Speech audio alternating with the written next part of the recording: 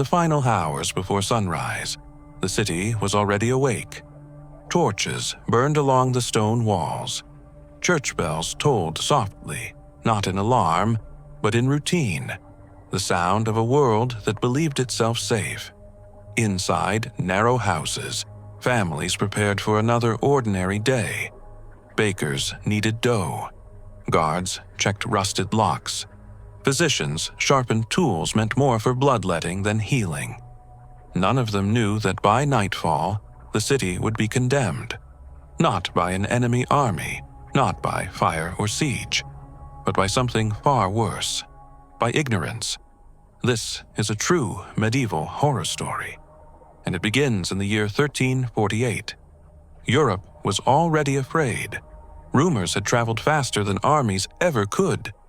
Entire towns gone silent, villages abandoned, bodies buried in mass graves, or not buried at all. People whispered of a sickness that turned men black before killing them, of families collapsing overnight, of priests giving last rites until their voices failed. The disease had many names: the pestilence, the great dying, God's punishment. Today, we know it as the Black Death. But the people of this city believed they were prepared. They were wrong. The city council had met in secret days earlier. Merchants feared trade would collapse. Clergy feared panic. Nobles feared rebellion more than disease. So they made a decision that would doom thousands. They chose silence. No warnings were issued. No gates were closed. No quarantines enforced. Admitting danger they believed would cause chaos, and chaos was more frightening to them than death itself. So the city stayed open. The first victim died quietly, a dock worker, feverish, confused. His skin darkened as if bruised from the inside. By morning, he was dead. The physician declared it bad air. That was the accepted explanation of the time. No one questioned it. Within days, the dead multiplied. Bodies were found slumped in alleys. Entire households stopped answering their doors.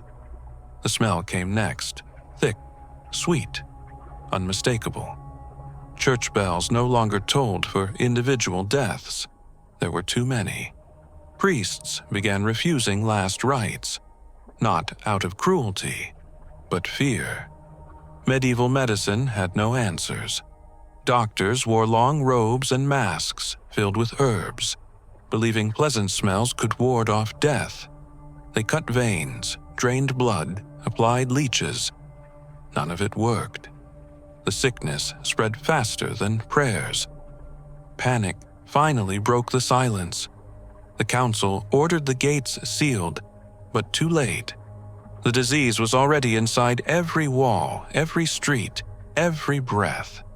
Anyone attempting to flee was dragged back or executed. The city had become a prison. Mass graves were dug outside the walls. At first, bodies were laid gently. Later, they were thrown in by the dozens, sometimes still alive. Grave diggers drank heavily. Many went mad. Others simply vanished. One chronicler wrote that screams could be heard from beneath the earth at night, the sound of those buried too soon. Whether true or not, the fear was real. Religious terror followed. The plague was seen as divine punishment. People confessed sins they hadn't committed.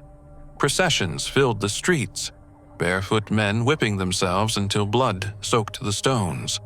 Others turned violent. Jews, foreigners, the sick. All were accused of poisoning wells or invoking demons.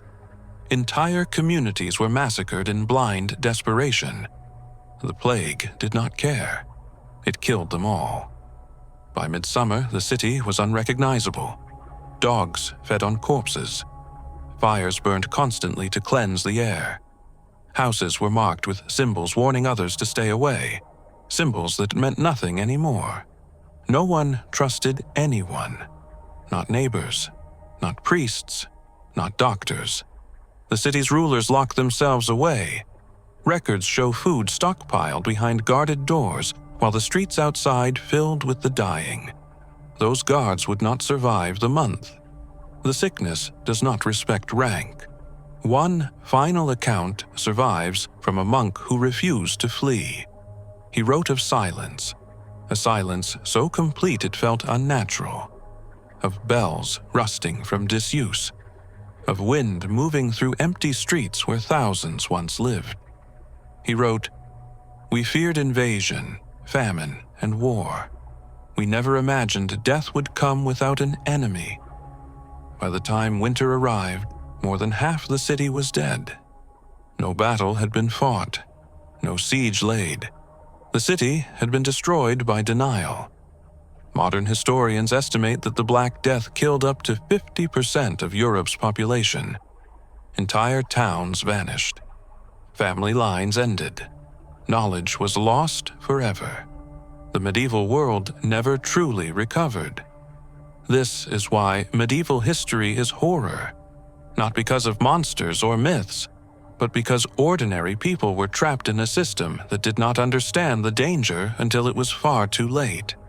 They died not screaming in battle, but coughing in their homes, not knowing why, not knowing how to escape. Tonight, the city still exists, buried beneath newer streets, newer